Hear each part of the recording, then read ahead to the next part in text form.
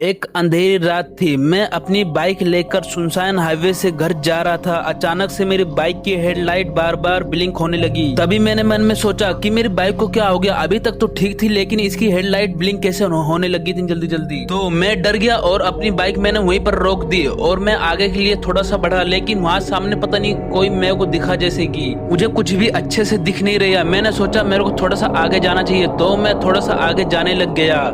तभी मैंने देखा वहाँ पर एक आदमी खड़ा हुआ है, तो मैं उसको आवाज देने लग गया, लेकिन वो मेरी आवाज को सुन नहीं रहा था। तो मैं सोचा उसके पास क्यों ना जाया जाए, तो मैं उसके पास जाने लग गया। लेकिन ये क्या है, पता नहीं वो आदमी अचानक से गायब कहाँ पे हो गया मेरे आते ही। तो मैं सोचा मेरे को पीछे जाया जाए और अपनी बाइक को लेकर यहाँ से भागा जाए।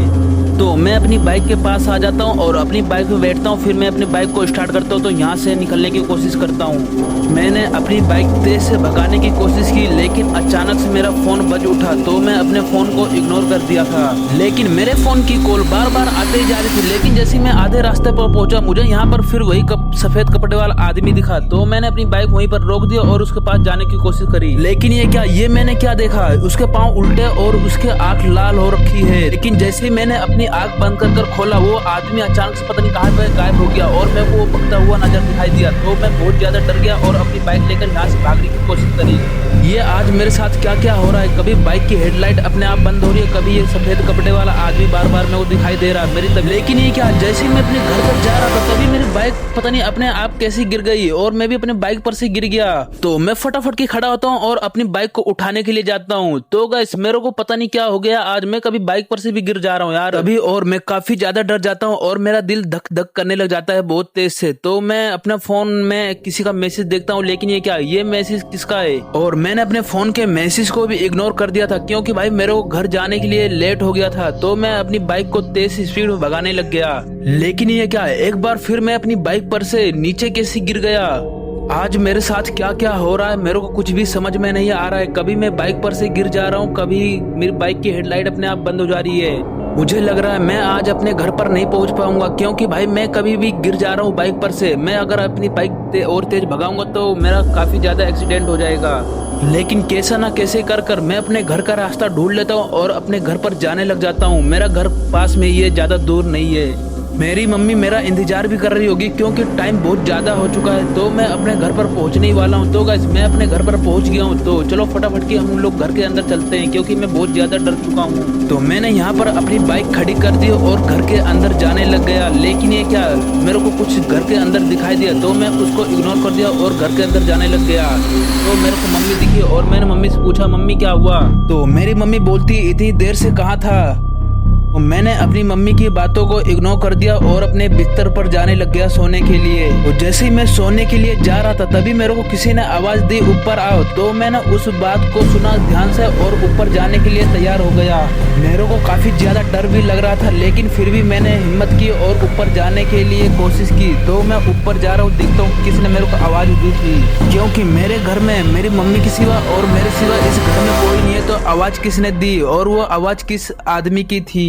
लेकिन मैं ऊपर पहुंचता हूं तो मेरे को यहाँ पर कोई भी दिखाई नहीं देता। तो मैं इसके ऊपर वाले रूम में जाता हूँ, लेकिन ये क्या, मुझे वहां पर तभी कुछ दिखाई देता। लेकिन मैं अच्छे से देखता हूँ तो मुझे यहाँ पर एक आदमी दिखाई देता है। अभी इसने मेरे को आवाज दी कि मेरे पास आओ। तो मैं इसके पास जाने लग गया, लेकिन मैं इसके पास ज्यादा नहीं जा रहा हूँ, क्योंकि इससे दूर से ही बात करूंगा। तभी इस आदमी ने मेरे को बोला कि डरो मत, मैं आपको कुछ नहीं करूंगा, बस मेरे को आपसे एक हेल्प चाहिए। तो मैंने इससे पूछा कैसी हेल्प। अभी इसने मेरे को एक जगह की नाम बताई। तो मैं उस जगह का नाम नोटिस कर लिया और अचानक से ये आदमी पता नहीं कहाँ पर गायब हो गया। तो मैं गाइस उस जगह पर जाने की कोशिश करता हूँ। तो मैं मन में सोचता हूँ कि उस जगह पर जाया जाए कि नहीं। तो मैं अचानक से उस जगह के लिए जाने के लिए तैयार हो जाता हूँ। तो गाइस मेरी मम्मी अभी तक सोई नहीं है। तो मैं अपनी मम्मी को बता कर जा रहा हूँ, क्योंकि मेरी मम्मी टेंशन करने लग जाती है। तो मैंने अपनी मम्मी को बता दिया और उस जगह जाने के लिए रेडी हो जाता हूँ। तो गाइस वो जगह होने वाला है कब्रिस्तान। तो चलो हम लोग अपनी बाइक पर बैठते हैं और कब्रिस्तान जाने के लिए तैयार हो जाते हैं। वो आदमी मेरे को कब्रिस्तान बोला है आने के लिए।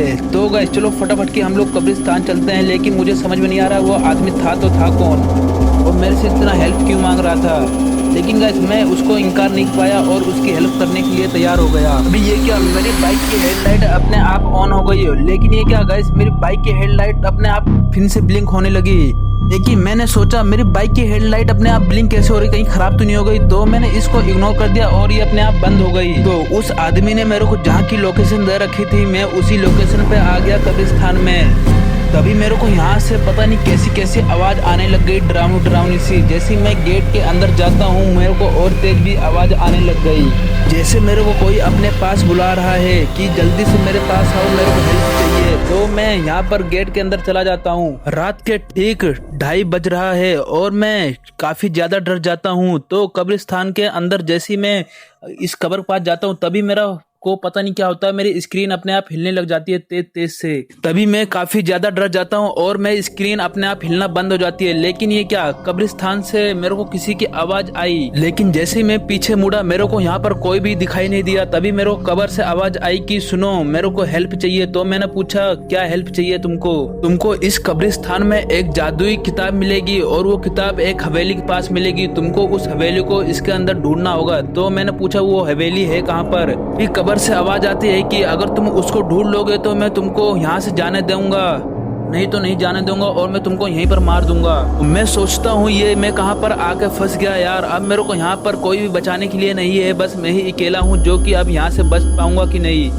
तो वो हवेली मेरे को मिल जाती है और मैं उसके पास जाने लग जाता हूँ। मेरे को यहाँ पर काफी ज्यादा डर भी लग रहा है और यहाँ पर कुछ लाइट वाइट भी नहीं है। जैसे ही मैं इस कब्रिस्तान के अंदर आया तभी मेरा फोन का नेटवर्क चला गया और मेरा फोन में कुछ भी नहीं चल रहा है, किसी का कॉल ऑल भी नहीं जा रही है। तो मैं इस हवेली के अंदर आ जाता हूँ। लेकिन ये क्या, ये हवेली तो कुछ सुनसान है, इसके अंदर कोई तो है ही नहीं। तो मैं और भी ज्यादा डर जाता हूँ क्योंकि इस घर के अंदर मैं अकेला ही हूँ। मेरे को इस हवेली का रास्ता समझ में नहीं आ रहा है। तभी मेरे को यहाँ पर एक सीढ़ी मिलती है और मैं इसके ऊपर जाने लग जाता हूँ। यहाँ पर बहुत सारे रूम है, क्योंकि मेरे को किस रूम में जाना चाहिए।